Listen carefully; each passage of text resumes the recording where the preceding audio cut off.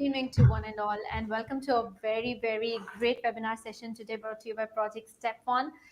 The topic is really interesting. It's called the Green Zone Exit from COVID. And today we have with us two very famous and very important speakers with us.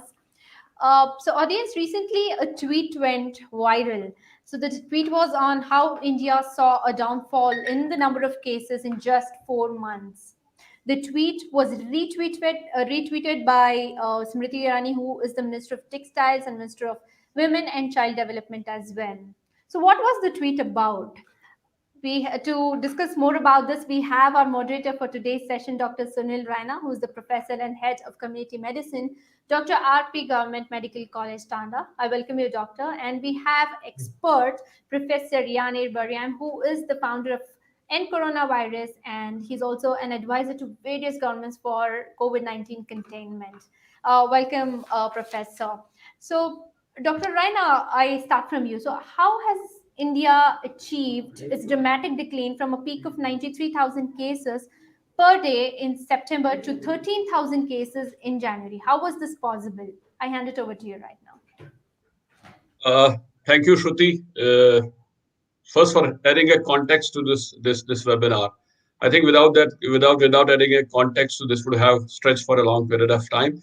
But by adding a context to it, we will probably stick to what India has been doing and how exactly did India see a fall. And this is very important in current context because we are again seeing a rise of cases, a surge of cases in some parts of the country. Most recently, we can see a high number of cases coming from Maharashtra state of India. So therefore, this discussion may be a fruitful one, a useful one in this in being able to make people aware of what needs to be done for a long time sustained effort to bring COVID-19 to zero levels. I'm also thankful to Step One for giving me this opportunity to connect with Professor Yanir, and probably this is the first time we are meeting again virtually, but we are meeting for the first time. Although we co-authored a paper, the tweet about which was being talked by Shruti just a few minutes back.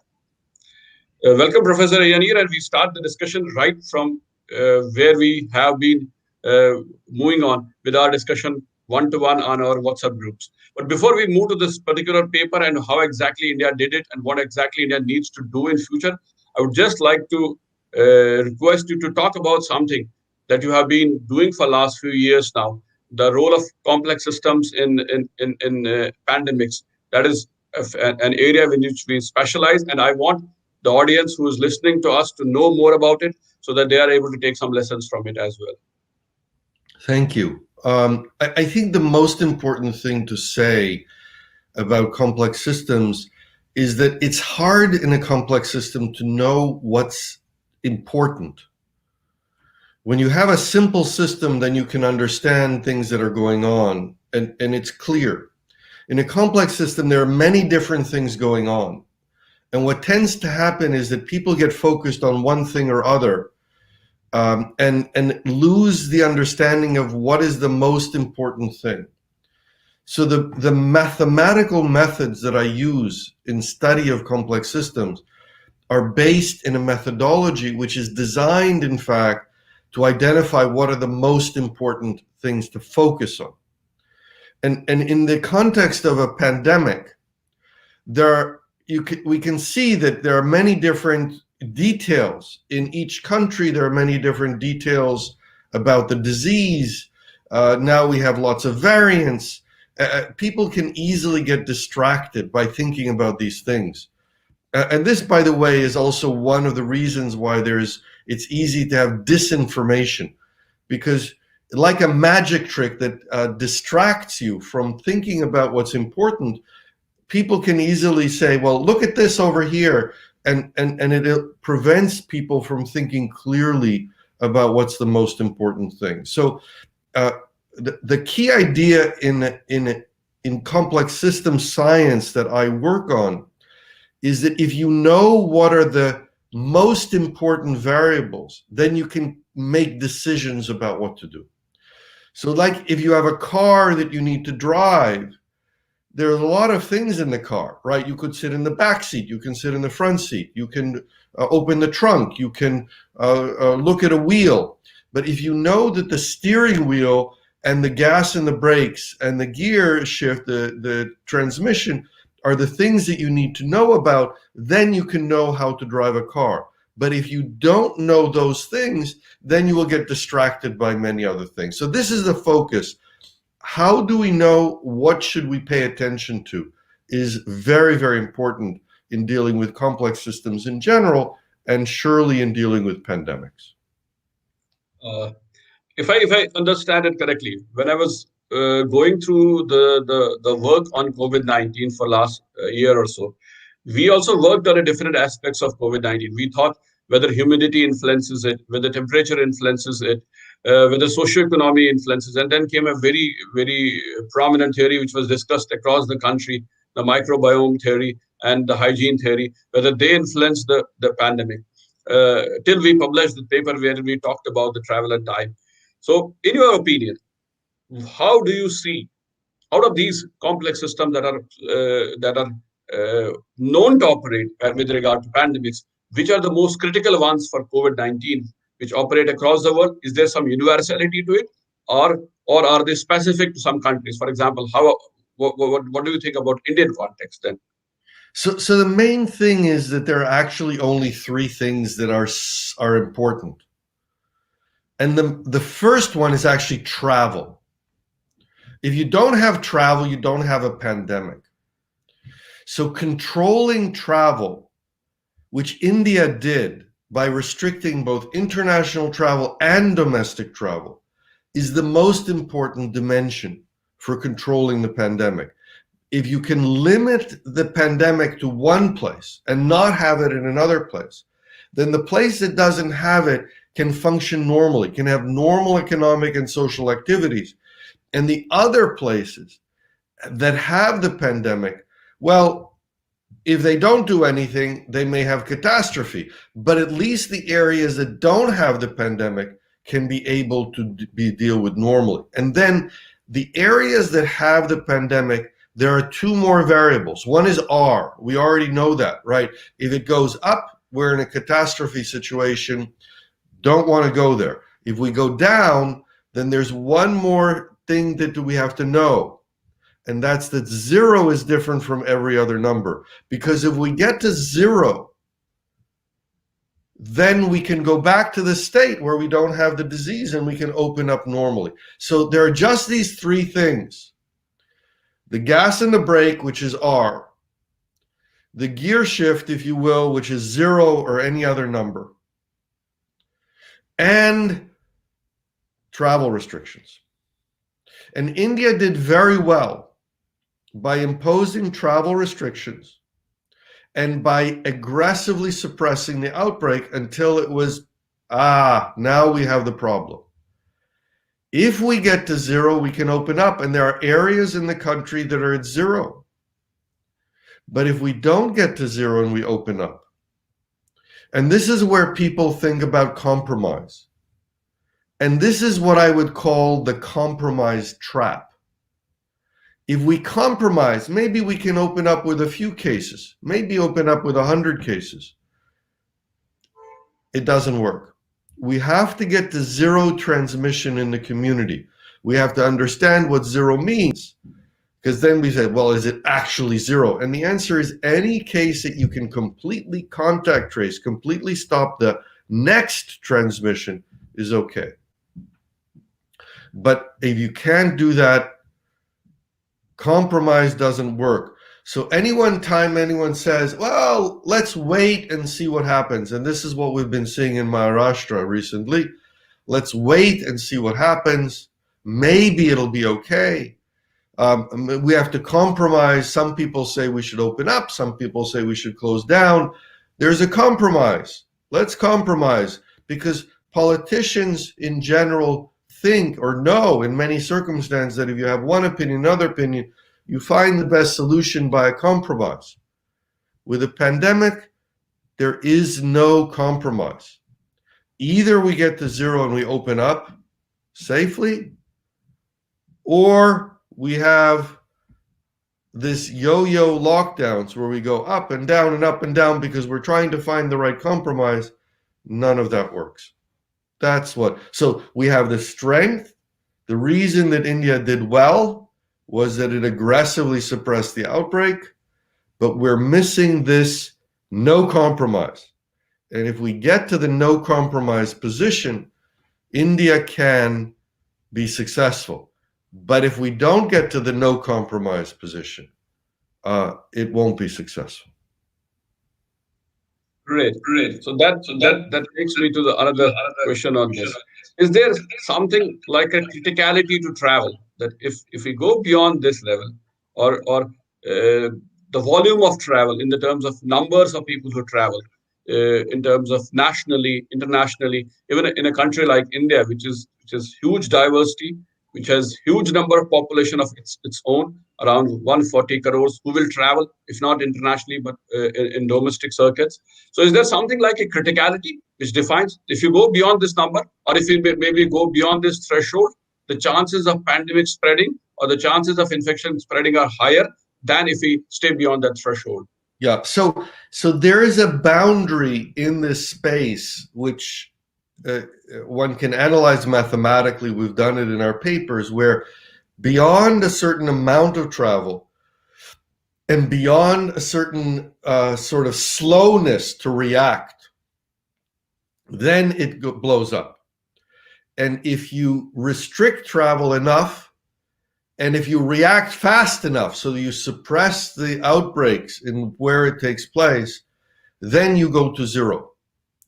And there's that boundary is a little bit hard to figure out. We can do it mathematically, but basically the idea is that it's like with R. If you're above 1, it goes up. If you're below 1, it goes to 0. What we need to do is to make sure that we're on the side of the boundary that enables us to get to 0. And if cases are going up in the country, you're not on the right side of the boundary. So what we have to do is we have to make sure that we're in the boundary, on the right side of the boundary. If we're on the right side of the boundary, cases will go down. So we don't have to guess. We just have to watch. So you can allow some travel. And the basic idea is you define what's essential travel. And you try to make that as little as possible. And then you watch and see, do I have too many cases going across the boundary? Oh, I have too many cases. We have to restrict travel some more. And what we want, again, to do is to make sure that cases are always going down. And the right way to think about it is the faster they go down, the quicker you get to the state that you want, because then you can open up normally. So do the most aggressive action first. And then it doesn't matter, actually, if you're too strict. If you're too strict, it just means you're short time. Short time is better. You open up. So India was very successful at getting down, but it took 4 months.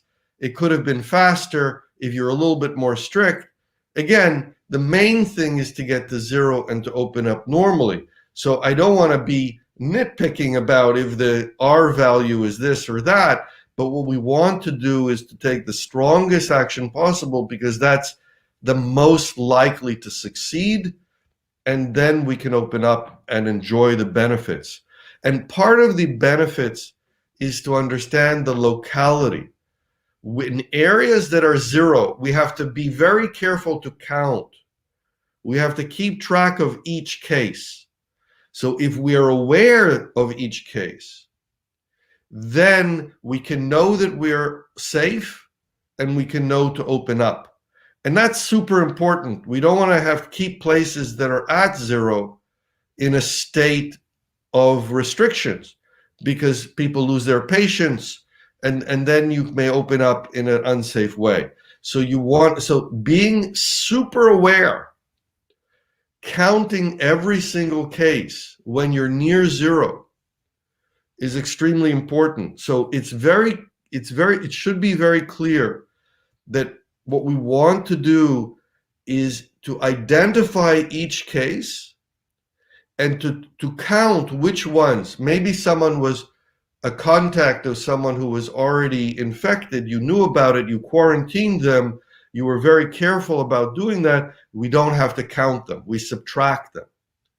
But if there's a case of someone who walked around and was in contact with other people, you sound the alarms, you shut down, you don't wait for other cases to happen, and you do the maximum possible, because if you stop it in that location, then it doesn't spread to other areas. So that brings me to another related question on this. This is something that I keep asking myself also. Is time also a part of this travel theory? Like, for example, if we continue to travel by plane, or if we travel long distance through these airplanes, they are much more important as compared to maybe if I'm traveling by bus from one end to the another part of the country. So is the time within which this travel is conducted, carried out, also important as far as this pandemics are concerned? The time part of the travel? The time part of the travel. So travel itself is a risk, because every time we travel, we're traveling usually with other people. And if we travel with other people, there's the risk of transmission during the travel.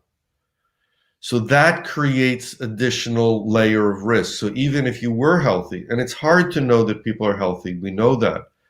But travelers, because of the fact that they're traveling together, tend to create additional risk and outbreaks.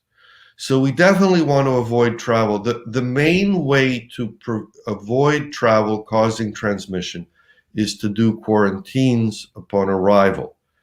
Now, we could also, of course, quarantine everybody who's going to travel before travel, right? If you took a whole busload of people, you could quarantine them at any time, right? At the beginning, you could quarantine them for 14 days, and then they could travel. And that would even be better if they're all traveling from the same place. One of the problems with airline travel is that people come from different places and they end up in different places. It's very, very hard to ensure travel is safe. Now, there is essential travel. Again, we said there are essential travelers. With every essential thing that we do where people get together, the main thing is still to take the maximal precautions to prevent transmission. And we know that the virus is airborne. People breathe out, breathe in, even in air that's several hours later, there can still be viral particles that will transmit. So what we need to do is to make sure that the air is being circulated, that people are not near each other, that they're wearing masks if they're at all in proximity. And I mean proximity far apart, not proximity a few feet. And the point is that, again, that we're trying to be on this, I mean, from the individual's perspective, we don't want people to get sick. We don't want people to get sick because there's a significant percentage of severe disease, a significant percentage of death, and also a significant percentage of long COVID, long-term disability. But as a society, we just want to make sure that we prevent as much transmission as possible. The prevention is super important. It's much more important than having treatment of individuals, because if we prevent the transmission, then we don't have to treat the individuals. That's very clear. So what we want to do is to prevent every case. And if we're diligent about it, and there are ways to go kind of all out, you know, wearing masks. Now people talking about double masks. There are HEPA air purifiers. If you have to have a place where people are together, in a hospital, of course, in other places, we take maximal precautions because we know the transmission becomes likely in those circumstances. But again, going back to the whole strategy, if you have travelers that have to be together, what you want to do is to make sure that you do all possible precautions, and then, unless it's absolutely necessary for people to get off the bus and to go to do something, you want them to quarantine for 14 days. That's the gold standard. And even that, there can be leakage. We have to be careful, but at least we've reduced dramatically the likelihood of someone getting sick and transmitting, and that's what matters. Right. Coming to what you have been talking about, this is something that I have been practically debating for last 1 year since this pandemic came. And I've been asking governments, state as well as central governments, that their focus in managing this pandemic has largely been limited to tertiary care setups, developing hospital bed facilities, having intensive care systems in place, getting ventilators in place to treat those who come to the tertiary care setups. While the focus should have been on primary healthcare setups, wherein you could screen most of these patients as early as possible, the investment that was required to be put in place for primary care settings was much lesser than what was required to be put in place for tertiary care setups. That is somewhere maybe we didn't address the priorities correctly.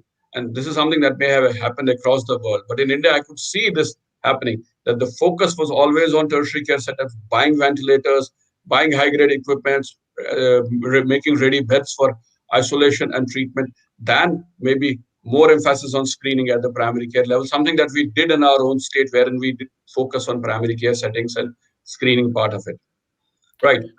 So I mean, this is true. I mean, we see this in many parts of the world where the focus has become a treatment focus.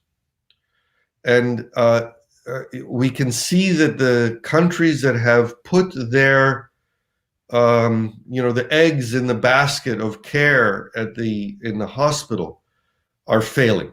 The hospitals are overloaded. People are dying. The care is not possible. People have tried to find treatments, and there is some improvement.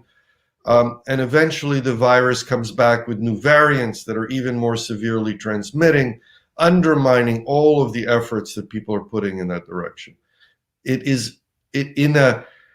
We've learned a lesson from being able to treat heart attacks and all kinds of things, and we think that will serve us in other contexts. And in a pandemic, it just is not the right focus. And this is the care, if you think about it for a minute. Remember, I talked about the relevant variables in a pandemic. The care doesn't show up as a relevant variable. And the reason is that if you do the other things, you don't have to do the care. And if you do the care, the society will be destroyed. So this is what's happening. We need to go back and focus on the prevention. And this prevention is important whether we're talking about villages or whether we're talking about the big slums. And what we've seen is that the success happens when we focus intensively, super intensively on the prevention. And I talked about the essential travelers. It also applies to workers, people who have to work to prepare food, people who are in supermarkets, whatever is the markets that are distributing food, truck drivers, if they have to deliver food or other necessities, people who work in infrastructure. Some people, we need them in order for the society to function, for people to survive, even over short periods of time. So those essential workers, they have to be careful. But there's the second domain of prevention, and that is in the home and in the community. And most of the transmission happens in the community and in the home.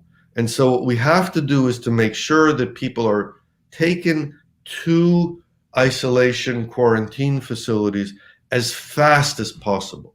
And this is why identifying cases in the community, whether it's members of a village that go door to door to identify cases, or whether it's in an urban area where we need people to report rapidly and we still should be going door to door, again, with full precautions, this is the place where extreme care and extreme attention matters so much. And the reason it matters so much is that it leads the cases to go down very rapidly. And shortening the time to get to zero is tremendously important. Why? Because we save lives, we save on disease, and also we save on economic harm. But it turns out that the most important thing is we save on patients. And the other kind of patience, of course, it's the patience of people to do this all together. because eventually people run out of patience, whether the kids have to go to school or the economy has to open. There are lots of reasons why we cannot do this for a long time. So if we are intensively acting, if we get to zero fast, people will bear with us in doing this action. But if it takes months and months and months, people will run out of patience. They will go back into, well, what's the compromise? They will open up and we'll have the catastrophe that we're trying to avoid. Right. Probably this takes me to what I keep saying. Most of our lessons that we have learned in public health in last 30, 40 years have been based on our awareness or knowledge about non-communicable diseases. An unfortunate part is that most of the countries across the world use the knowledge that they gain from non-communicable diseases to this pandemic. The technological advances may have been very helpful in bringing down the mortality because of heart attacks. But the time which we took for development of those technological advancements was 30 years, 40 years. We didn't get down to lesser number of deaths because of heart attacks in 2 years, while the time that is allowed to us by the pandemics will be a year, 2 years, not more than that. So probably you're right. The shifting the gears to the tertiary care setup, the cure path, is not as important as maybe getting to the basics, the prevention part. The prevention will be much more important for us. Yeah. And that takes me to, yeah, sure. I mean, the audience for this presentation are physicians, and it is super important that physicians are playing an essential role in society. But in a public health context, physicians should understand that it is the public health side, it is the community that is the most important actor in this context. And by understanding that this is an all of society effort and not a medical effort, it's not a government effort, it's not an institutional effort, it's a community effort, but that the community needs our guidance and our support and the ability to engage with them, both through information, through making clear what their role is, and to serving the communities as a support system for the community action, and to clearly state this, because physicians are considered to be and should play the role of the experts in this context. But by pointing at the community action, the entire society can be successful. And this is what's the most important thing. And this becomes a national identity thing in the world today, because it really is about caring ultimately. So we have societies that care about people and know that prevention is what the way out, and the societies that are involved in a mechanistic process, and they think that, you do this and then you do this and then you do this and that it's okay. And that's the machine of the industrial age. Now, the countries that have spent decades, if not, like 50 years building up this society as a machine, they're failing today. And that's the thing that we need to avoid in India. We need to understand the basics of the traditional medicine, the traditional inspiration for medicine, which is making sure that people are well, and not thinking about people as we wait until people are sick in order to treat them. Absolutely correct. This is something that I used to talk in my earlier presentations on COVID-19, when we used to conduct those awareness programs for rural people in India. I would tell them that India has unlearned what it was doing for years together. As a tradition, what Indians would do when they would go out and come back to their home, their shoes will be out. They won't get into the homes with their shoes. When they get into their homes after coming from outside, they would wash their hands, wash their face, even have a bath, and then only start doing the daily rituals of the family. So probably this is something that we have been talking about as part of the process to stop the pandemic now. And this was ingrained in Indians from the time they were born. And over a period of time, we unlearn these basic things. So probably you are correct that going back to those basics would have been helpful. Maybe staying with those basics would have been helpful in these pandemics.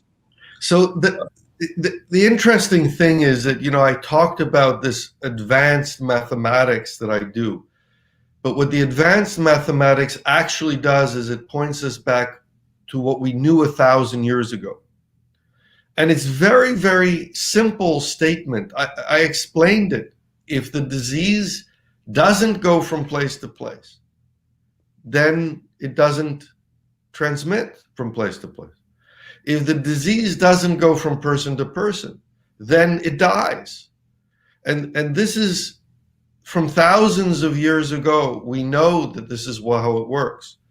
And all we have to do is to be focused on that and make sure that the technology, which is helpful, is supporting that. And the way the technology can support that is by making sure that we have good communication about where the cases are, making sure that we have good tracking and records of which people have the disease, because that helps us to target our actions and to limit their geographic and how much time. So I'm not against technology. I use technology. We're now on Zoom, which we didn't have, a couple of years ago, or on these video conferences that we haven't been using a long time. And this is how we can help inform each other about what we should do.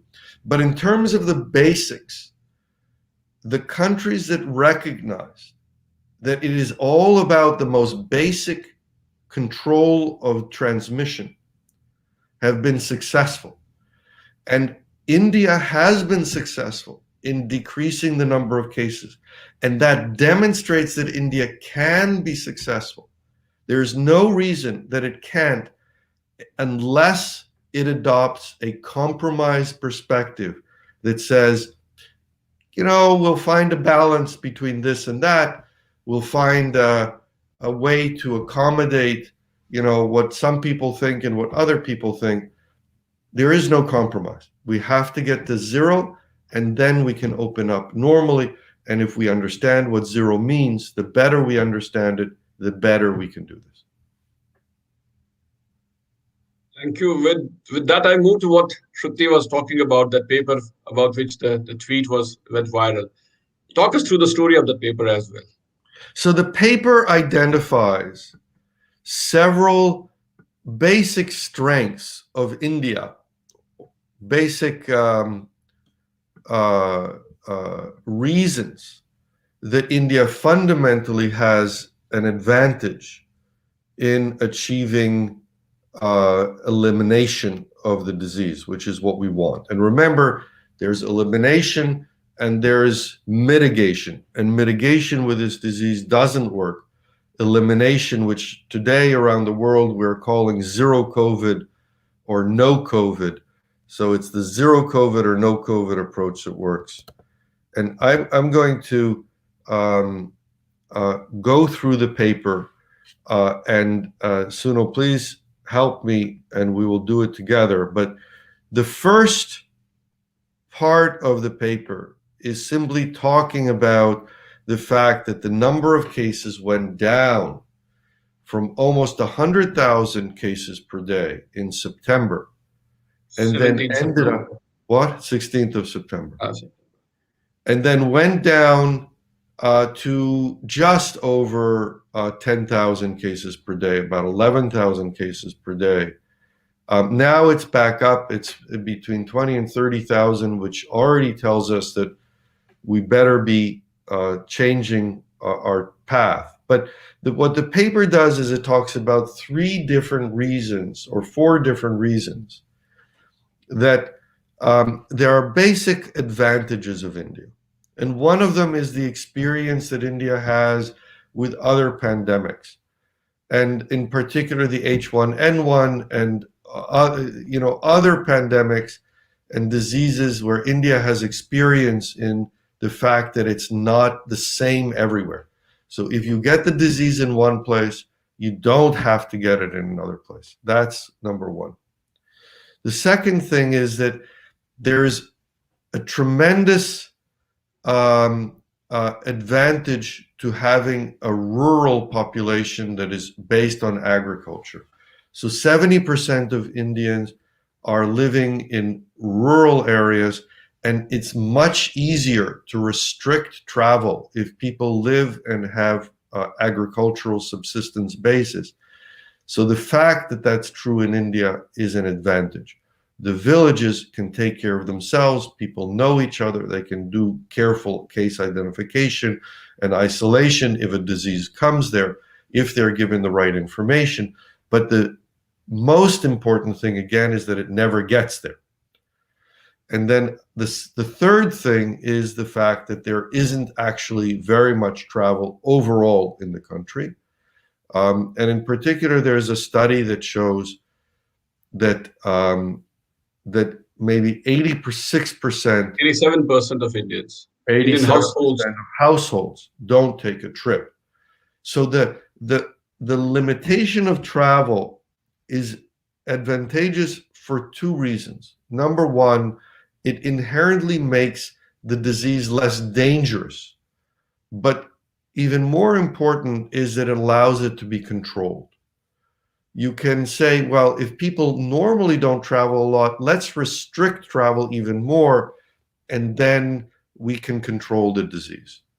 And the last of these basic advantages is the fact that tourism is limited compared to, European countries, for example, but it also is restricted in geographical areas. So there are particular places in India where there's more travel, and those areas one has to be more careful. But there are other parts of India where it's not necessary to make too much restriction because it already is very limited in travel. Do you want to add to that, Sunil? Absolutely fine. That's absolutely well explained.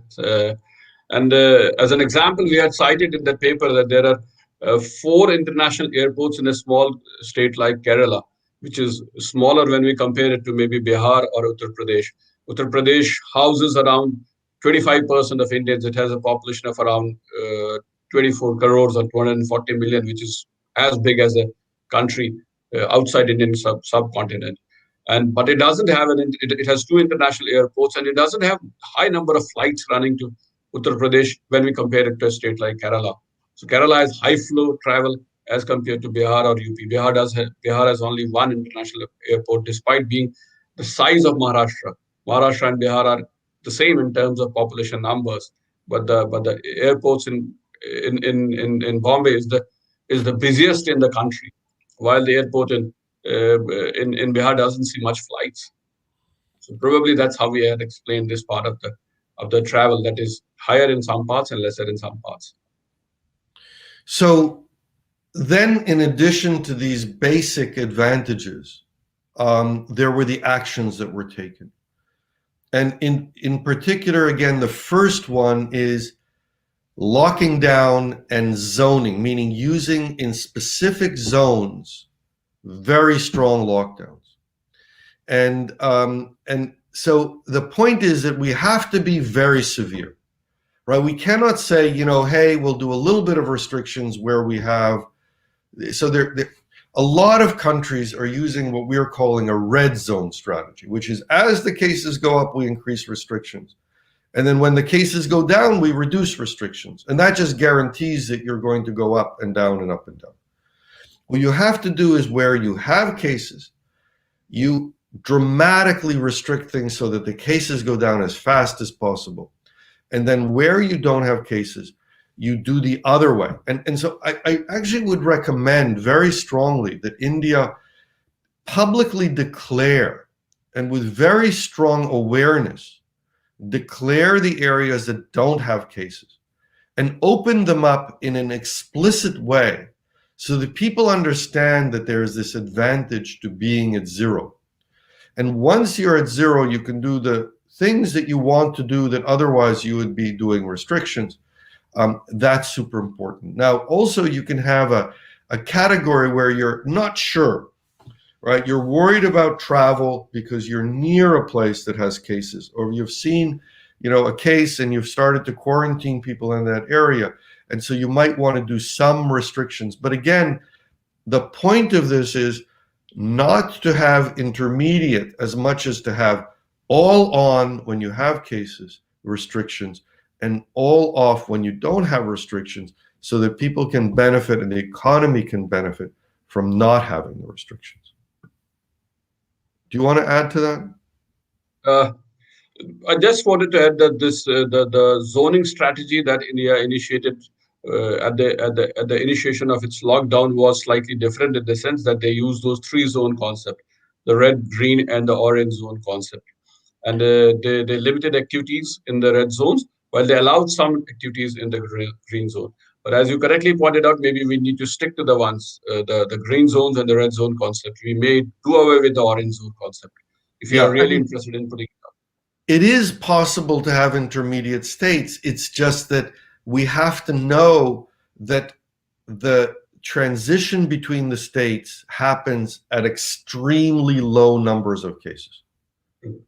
That's the issue. And that was the description, as I understand it, in India, which is why it may have been successful at the time. So the second issue is restrictions on travel, and most of my understanding is that there was dramatic restriction of travel within India, including electronic. Again, technology can be helpful with some things. Why don't you explain the specifics of it? Yes, this was something which was done by India in a very exceptional way.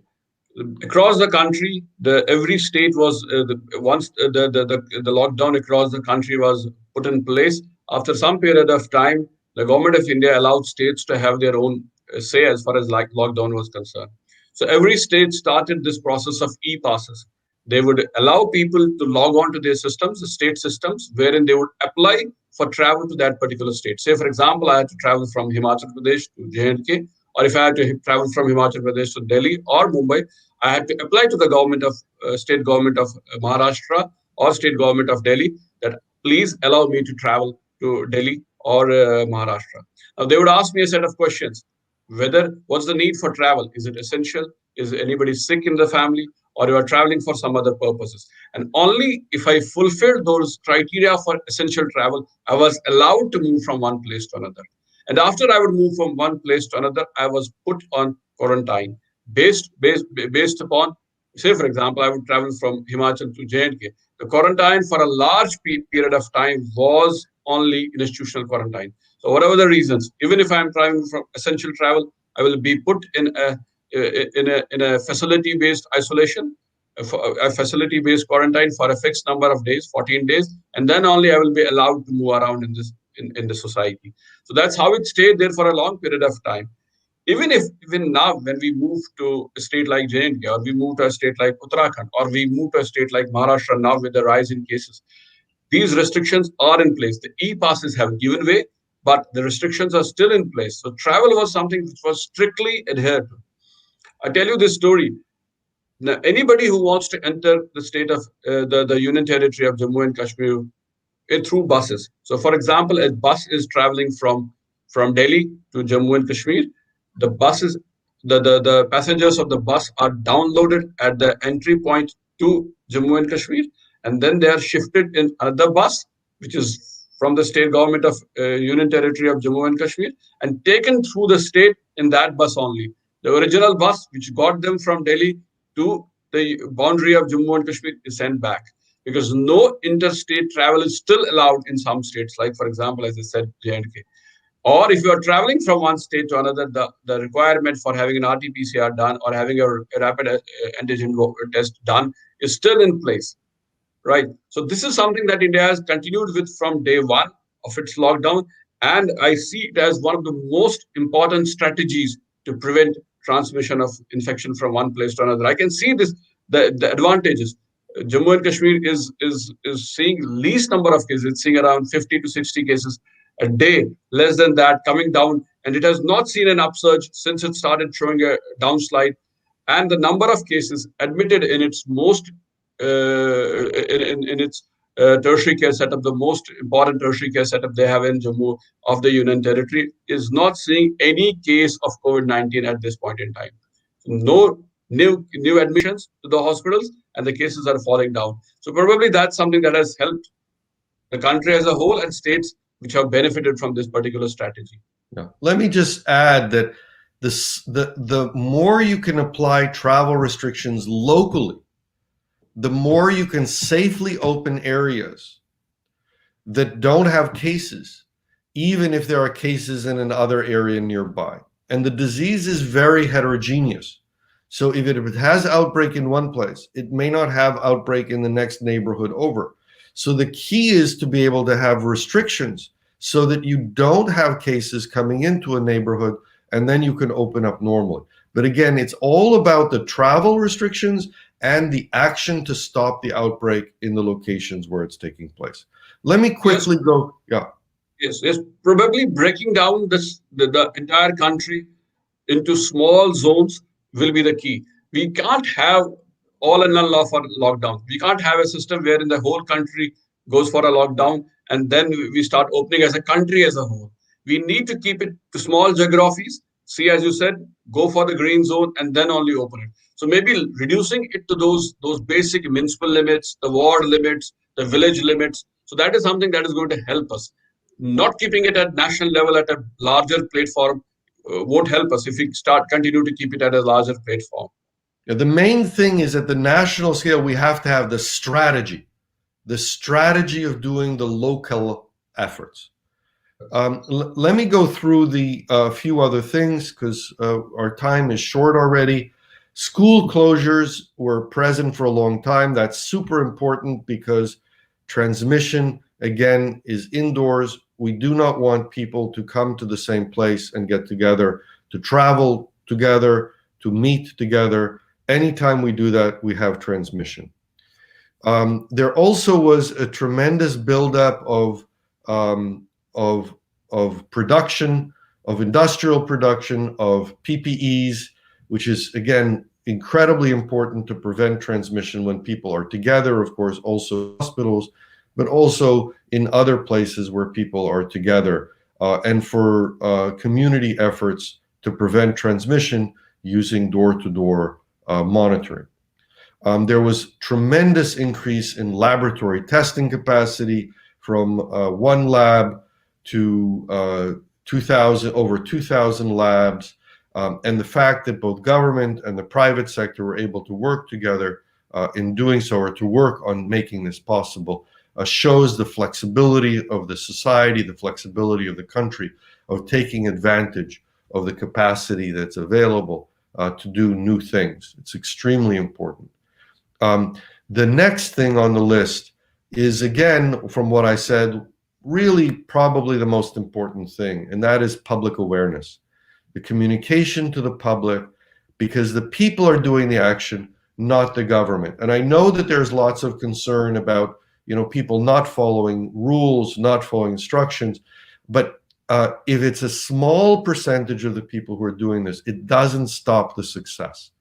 And that's what's most important, is realizing that it's about most people doing it. In Ebola, when we took care of it in Africa, there were probably only 50% or 60% of people who were compliant, and it was still possible. With this disease, it's probably more like 80% or 90%. The main thing, however, is to make sure that as much as possible, people are understanding what's to be done. If the communication is clear, the vast majority of people do the right things because they understand what they need to do. If it's confusing, if they're given lots of cross information, that's when people decide that they don't trust others and they stop doing the right thing. Do you want to add to that? Oh, that's absolutely fine. That's something that has been excellently explained by you. Okay. The next one is something that I think is really extremely important, obviously, but also really a message to the world that India even in high density urban areas. And obviously, we would prefer if people were living in better circumstances, and the society should do things about it. But in Dharavi, which is tremendously huge slum with 1 million people there, or close to 1 million people, really aggressively doing case identification, setting up isolation facilities, making sure that public facilities, whether they're toilets or any place where people have to go, are really being taken care of aggressively in terms of transmission prevention. It matters. And there is no way to protect the society overall if one allows major urban areas to be, burning with the disease. So the best thing, and really the way to do it, is to understand that one has to do extreme actions, making sure that people are safe. It is really about treating the community. If one way to think about this, which I think is very helpful in a medical context, is not to think about individuals as being sick, but to think about communities as being sick. And what do we have to do to cure the community? We can consider the medical activity in the context of a pandemic to be the action of treating communities rather than treating individuals. And if you have an individual that has vulnerability, we have to do extreme action, and we will do lots of things to save an individual life. This is how we save an individual community. And I'm very impressed, and really I feel the importance of the actions in taking care of the vulnerable people in the vulnerable communities and preventing transmission. And finally, on this list is the vaccines. And India, having developed its own vaccine and building up a huge vaccination campaign, surely it will contribute to the ability to stop the transmission. And at the scale that we're doing, it's a mass production process, but still targeting areas that have transmission it's called ring vaccination, is a powerful way to leverage vaccines to stop transmission. So again, vaccines are a powerful tool because of the time scale of rollout and the danger from new variants that is not and should not be considered to be a solution as it is being considered in other parts of the world. The many deaths that are happening despite the most rapid rollouts in the world is evidence that we really need to stop the disease, and then we can benefit best from the vaccines. Anything you would like to add? I tried to take care of the last 2 points. You absolutely summed it brilliantly. I just wanted to say this. If you take Dharavi as the model, the two models that were very commonly talked of in Indian medical literature during the May, June, July pandemic times was the Dharavi model and the Bhilwara model. If we take these two models, Bhilwara was in Rajasthan, these two models, if we take them, they talk about the same thing. You have to have those restrictive regulatory measures in place, whether it is Bhilwara, whether it's Dharavi, and take care of the community. If you are able to do that, you are able to stem it at any place possible. Dharavi is a huge slum, but we were able to control it because the number of the availability of facilities, the number of fever clinics, the quarantine facilities, everything was put into that place only. And restrictions were put in place so that people didn't move out or people didn't move into the slum. So that is something that if replicated across the world, across country, is going to be beneficial. I take up two questions that are there because I think we are running out of time. One was by someone who asked us, why is this pandemic differentially distributed across the country? They say, why is less number of cases in Bihar, UP, or some parts of the country where more number of cases in Maharashtra? And the answer is there is some degree of chance, right? Because if it gets to some place and has a super spreader event, then you have a huge outbreak. And in another case, nothing may happen. And in particular, if you have travel restrictions in place, which are present in India, then it's really a question of where did the disease get and where did it not get. And if people take action more strongly in one place than in another place, then it goes away. And again, I mean, there are lots of reasons that we are worried about it. People are not doing restrictions, right? There is a place where farmers are not doing it. But if the disease is not there, then it doesn't matter what you do. So what we want to do is we exactly want to exploit this to our benefit by opening up the areas that don't have the disease so people can act normal, can do the usual things, and restricting the areas that don't. And there are many parts of the world where people say, no, people won't agree. You know, why would people accept restrictions in one place where another place they don't have restrictions? And it's the most important thing is to open up the places that don't have it and to focus all of the effort on getting rid of the disease in the places that do have it. You don't treat the patient that isn't sick, you treat the patient that is sick. You treat the community that is sick, you don't treat the community that isn't sick. A question which is similar to this and which is probably given reason to the hygiene hypothesis or microbiome theory was that most of the cases that we saw in the hospital settings, which were admitted in our own hospital, for example, belong to the middle or the upper socioeconomic status. We saw very less number of patients from the lower socioeconomic status. So how do we explain that? Well, I mean, if it's coming from villages, then that are low socioeconomic status, then it's because it didn't get there because of travel restrictions and so on. And if it comes from the high density areas, it's only because there has been dramatic effort made, extraordinary efforts made to stop the transmission in those places. Right. Then there was another question with regard to punitive action. Maybe this is by Dr. Amitabh Bahal. I would advise her to read our next paper that is coming up in few days. We have talked about this punitive action and the zero COVID strategy. Maybe you can talk through that a bit.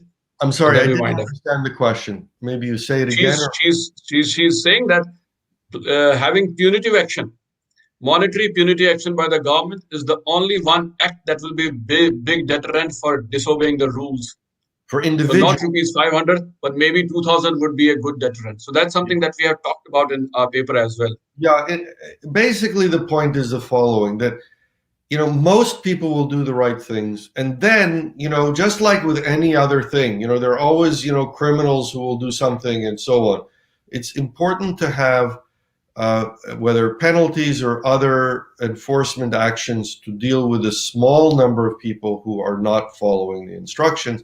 That makes sense. It's reasonable. You know, it's just it's another way that people endanger the society, endanger themselves, that we don't tolerate, and that's okay. That makes sense. One last question, if we have time. Anything on herd immunity? It doesn't work. It doesn't work. That's something that I've been talking about. I mean, people have tried it. Look, you know, this has been the most tried strategy around the world, despite what anybody says about their efforts to suppress this and suppress that. The herd immunity was the strategy that most countries used because they tried to ignore the disease. Ignoring the disease is the herd immunity strategy, and it's failed. We see the huge number of deaths, the huge amount of suffering, the hospitals that are overflowing, and it's still not succeeding. And even people think, you know, we have a certain fatality rate, we have a certain this, we have a certain that, and then we have a new variant that will reinfect the people who are already infected. This whole idea fails. And the fact that we speculated that it was possible to do it instead of taking the strong action at the beginning is a failure of academic ignorance about the nature of pandemics. There was no need to speculate. The early action, the strong action, could have prevented it from getting to the world. It could have stopped it. We know that that would have stopped it. We could have stopped it like Taiwan stopped it without even having a lockdown. And if not, we could have stopped it like Australia stopped it by doing a strong lockdown for a few weeks. Or maybe New Zealand. We could have stopped it like Vietnam stopped it, or Mongolia stopped it. There were enough places that stopped it, that understood that the idea was to stop it. And instead people said, maybe we can ignore it. Ignoring it is herd immunity. That was the idea. Has it worked? No. And even in India, the decision to allow it to get into the country was a mistake. But once it got into the country and people saw that it was a bad thing, people suppressed it. Now again, people are speculating. Maybe herd immunity. This is the most false news, false narrative that has been perpetuated. There is no benefit and only loss from thinking about it. And everyone should be clear. If it fails once, why try it again? And if you've tried it twice, why try it a third time? Do we need to try it 10 times before we realize that it is not an exit strategy? There is a solution. It's actually an easy solution, but it does require recognizing it and with awareness, doing the things that will stop the pandemic. Thank you very much for an interesting discussion. I wish we could take it forward, but as the time doesn't permit us, and it was lovely spending some great time with you. Thank you. Shruti. And great to talk with you. And thank you for the collaboration. It's been tremendous. And I can tell you that there's really a wake up in the world to what India has done. There are a lot of people who don't want to believe that India has been successful in any way. They're among the denialists. Everyone says, hey, we're great and nobody else can do the right thing. If we're failing, everybody else must be failing too. There must be some magic responsible for it. There is no magic in a pandemic. There's hard work, there's understanding, there is intention in getting it right. And that's the only way we're successful in a pandemic. Thank you. Over to you, Shruti. You can take. Thank you so much. Thank you so much, Professor, for coming here and making us understand the complete concept of COVID-19 containment and how it is just not an individual who is sick and how the community is affected in a larger scale. So thank you so much for this. I think this has been one of the incredible sessions we have had so far. And thank you so much, Professor, for making us understand and explaining things in such an easy manner that you've done. And of course, Dr. Raina for putting across the right questions that is there in the minds of citizens right now, and for always being our backbone. I cannot say anything other than calling you a backbone for Project STEP1. Thank you so much for coming on this panel and doing this wonderful session for us.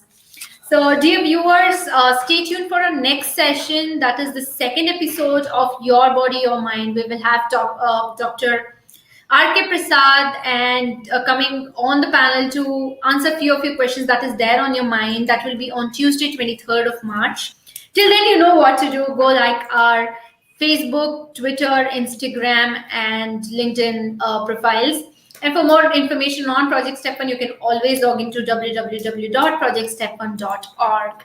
Thank you so much for being a wonderful audience. Thank you, Professor Raina and Professor Yamir. Thank you. Thank you very much.